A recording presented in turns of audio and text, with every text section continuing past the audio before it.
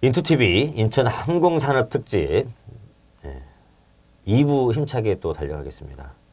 아까 인천 항공산업 기본계획을 수립 중이라고 말씀드렸는데요. 인천시가 지금 현재 수립하고 있는 항공산업 기본계획, 이게 내년에 아마 나올 거죠?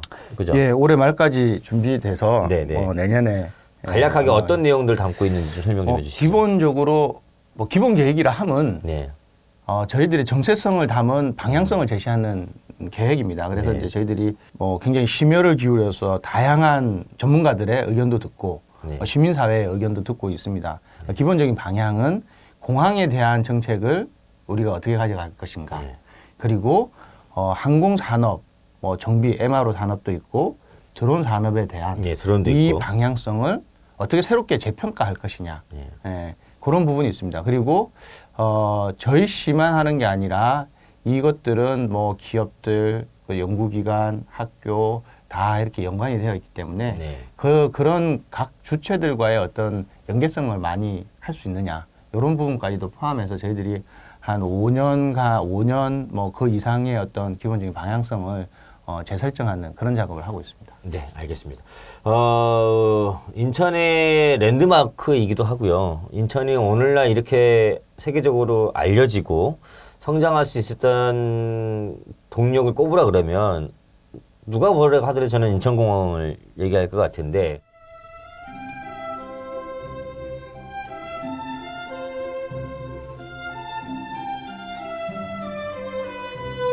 사실 인천하면 인천공항을 빼놓고 도시 성장을 이야기한다는 것 자체가 조금 제 생각에는 모자라지 않겠느냐 이런 생각을 합니다. 그러면은 인천공항 여객은 2023년에 대략 한 1억 명으로 늘어날 것 같고, 항공 편수도 하루 1,100대에서 한 3, 4년 뒤면은 한 1,600대 정도로 늘어날 것 같아요. 그리고 그렇게 되면은 이제 사실은 제일 중요한 건 항공 안전이지 않습니까? 네네. 통계를 제가 보면은 정비와 결항에 따른 인천공항의 지연, 결항이 굉장히 늘고 있고요. 정비에 따른 출발하는 비행기의 지연과 결항률이 더 높습니다. 네. 그거는 이제 인천공항이 증가하는 여객 수요와 비행 편수에 비해서 제때 이 정비를 서비스를 제공하지 못하고 있는 거죠. 네, 네네. 맞습니다. 네. 그래서 요거에 대해서 인천시가 지금 대책을 세우려고 같이 공항공사 노력 중이잖아요. 네, 맞습니다. 저희들이 이제 인천공항공사도 그런 인식을 같이 하고 있는데 뭐냐 하면 인천공항은 세계적인 공항이 맞습니다. 서비스 분야든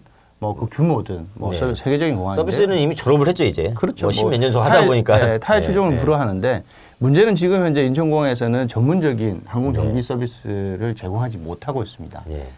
그게 굉장히 큰 약점인데요. 뭐냐면 항공기는 기본적으로 하늘을 나르는 비행체이기 때문에 안전이 가장 중요합니다. 그렇죠. 안전이 제일 중요하죠. 저희들 탈 수도 있고 저희 가족이 비행기를 타는 거지 않습니까? 그래서 이제 그게 가장 중요한데 지금 이제 점점 전문적인 정비 서비스가 조금 미흡하다 보니 출발편에 대한 결항이라든지 정비를 제대로 못해서 그런 것들이 늘어나고 있습니다. 그런 위험 요소를 저희들은 사전에 제거해야 된다.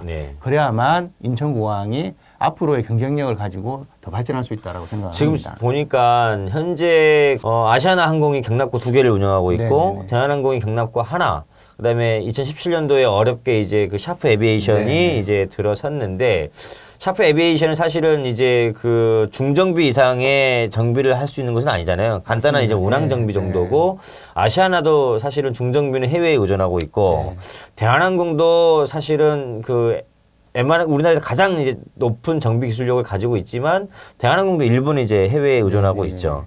아무튼 그래서 그 공항공사 계획을 보면은 이 경납고를 더 늘리겠다고 하는 계획이 있더라고요. 4단계 때. 지금 이제 인천공항공사는 4단계에 인천공항 항공정비단지 부지를 이제 조성하는 계획을 반영시켜서 진행을 하고 있고요. 대략 50만 평 되죠? 네, 한 50만 평 정도 되는 굉장히 큰 부지이고요. 그리고 이게 저희들이 굉장히 중요하게 보는 포인트 중에 하나가 우리나라의 항공 1년의 정비 중에 50% 정도가 해외로 나가고 있습니다. 대략 나가는 돈이 조 단위잖아요. 최소 돈이. 1조에서 최소 한 2조 정도까지도 저희들이 예측을 하고 있는데요. 그러면 저희들이 볼 때 이러한 해외로 나가는 이 정비, 해외 네. 외주 정비를 국내 시장으로 바꾼다고 그러면 네. 기본적으로 한 1조에서 2조 정도의 시장 규모가 하나는 만들어질 수 네. 있고 이 정비 분야만요. 그러면 그 시장이 만들어지면 굉장히 깨끗한 항공 정비 일자리들이 만들어질 수 있다라고 저희들이 파악을 이 대목에서 그러면 이제 우리나라에서 하려면 지난번에 보니까는 그 대략적으로 취재를 해보니까 임률 문제는 아닌 것 같아요. 그전에는 우리나라의 임금이 비싸기 때문에 그렇다고 했는데 임금 문제는 임률을 사실상 비교해 보니까 우리의 임률이 그렇게 높지 않더라. 그 문제는 그 뭐냐면 초기 투자 비용을 낮춰주는 거지 않습니까? 그러려면은 공항공사가 일종의 그 인천공항의 경쟁력 확보를 위해서라도 MRO가 필요하니까 인천공항도 일정하게 MRO 산업의 초기 투자 비용을 낮출 수 있는 역할을 해야 되는 거죠. 그죠? 그렇죠. 그죠? 우리 인천시도 일정하게 해야 되는 거고. 요거에 대해서는 어떤 구상이 좀 있으신가요?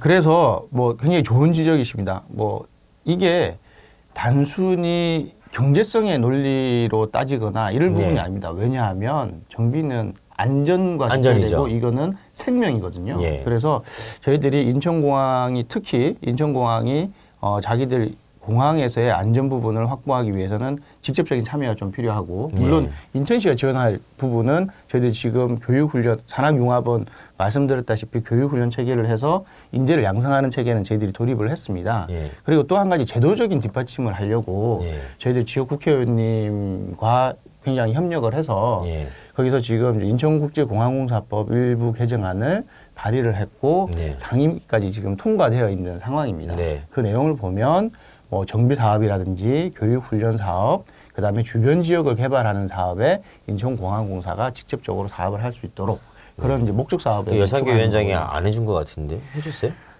아직은 법사위에 계류 중입니다. 아 그래요? 네. 싱가포르는 이미 그렇게 에어로 스타파크 다 구성돼 있잖아요. 그렇죠. 싱가포르이 뭐 굉장히 그런 측면에서는 뭐 우리는 왜 선진적이고 못하는 겁니까?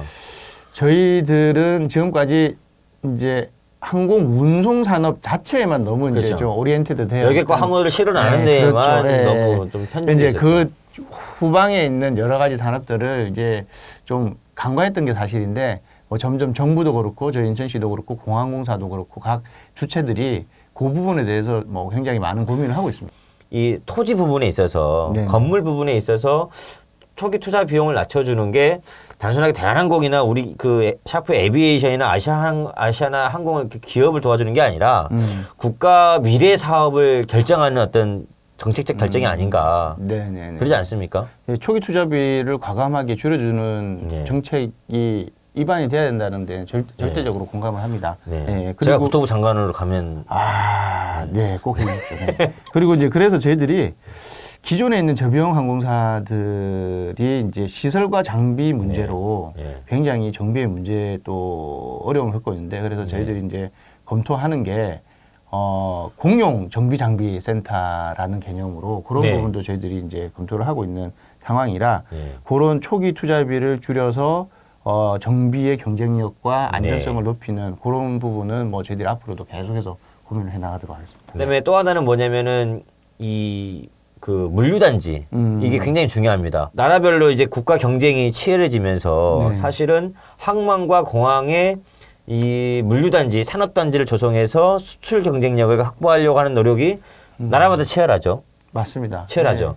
근데 인천공항은 지금 물류단지가 포화 상태잖아요. 네네. 한 98% 정도 지금 차 있는 상황이죠. 네네. 우리 인천시가 땅을 좀 가지고 있지 않습니까? 인천시가 땅을 가지고 있다기보다 네. 예, 저희들이 이제 거기 하늘도시 네. 사업을 하면서 네. 이제 LH 유보지. 공사하고 유보지가 네. 이제 있는 그 활용 방안을 지금 이제 네. LH 공사에서 활용 방안을 용역으로 네. 검토를 하고 있고요. 한 가지 분명한 거는 맞습니다. 인천공항의 물류 처리 능력의 가장 중요한 부분의 하나인 물류단지가 지금 포화 상태고 그 부지를 추가로 확보해야 되는 이제 그런 상황은 또 있고요. 그래, 첨단 산업에 대한 물류 네. 그리고 최근에는 저희들이 송도에 바이오 기업들이 많습니다. 바이오 기업도 예. 많이 들어왔죠. 최근에 전 세계적으로 보면 의약품이나 바이오 화물들이 굉장히 그 늘어나고 콜드체인. 있고, 예, 그 콜드체인을 이제 저희들이 또 이제 인천공항과 같이 협력해서 그 체계가 뭐냐면 하나의 공항과 연계되는 산업 생태계가 연계되는 공항 경제권의 개념을 지금 그렇죠. 처음 말씀해 주셨는데요.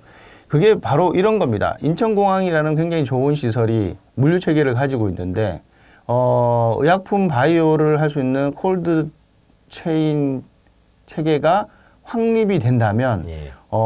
송도에 있는 바이오라든지 뭐 더 나가면 저기 오송 같은 바이오 예. 단지의 기업들이 이걸 활용해서 전 세계로 더 뻗어나갈 수 있는 거죠. 그래서 이제 산업 생태계를 지원하는 상호 지원하는 체계가 될 거고 또 한 가지는 제가 S사라고 말씀드렸지만 그런 산업의 금이죠. 반도체 산업. 네. 네. 그런 산업들이 공항과 또 더 연계된다고 그러면 새로운 어떤 뭐 경쟁력을 창출하고 네. 화물 창출하는 그런 산업 생태계를 만드는 공항 경제권이 만들어질 수 있다고 저희 생각합니다. 인천공항의 비약적인 발전을 기대하면서 열심히 저희가 또 더 노력하겠습니다. 고맙습니다.